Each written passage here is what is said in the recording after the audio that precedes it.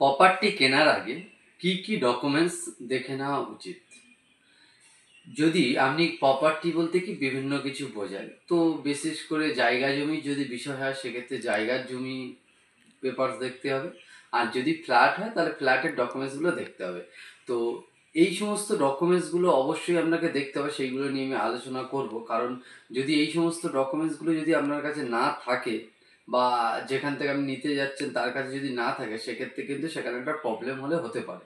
তো সুতরাং চলুন জেনে নেওয়া যাক যে জায়গা জমি যদি কিনতে যান সেক্ষেত্রে কি ডকুমেন্টস দেখতে হবে, আর যদি ফ্ল্যাট বাড়ি কিনতে যান তার জন্য কি ডকুমেন্টস দেখতে হবে।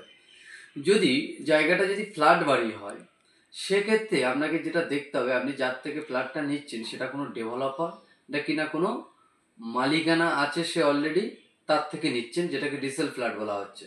আর ডিরেক্ট যদি ডেভেলপারের থেকে নিয়ে থাকেন সেক্ষেত্রে ডেভেলপমেন্টের সেই এগ্রিমেন্টের কপি বা তাদের প্রপার্টির মিউটেশন ট্যাক্স এবং পাওয়ার অফ অ্যাটর্নি এবং প্রিভিয়াস চেন ডিড, এই জিনিসগুলো দেখে নিতে হচ্ছে।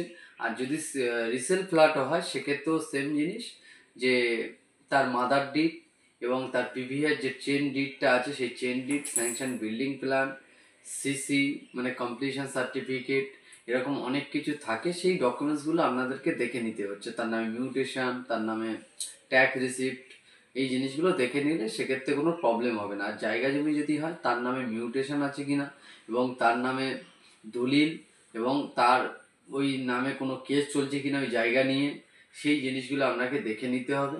যদি এই জিনিসগুলো দেখে নিয়ে থাকেন সেক্ষেত্রে সেই প্রপার্টিগুলো কিন্তু আপনারা ডিলিংসের জন্য বা নেওয়ার জন্য আপনারা ফার্দার স্টেপে এগোতে পারেন, সেটা এগ্রিমেন্ট হোক বা রেজিস্ট্রি হোক। যদি আরও কিছু জানার থাকে তো অবশ্যই কমেন্ট করুন, আমি চেষ্টা করবো আপনাদের কমেন্টে রিপ্লাই দেওয়ার।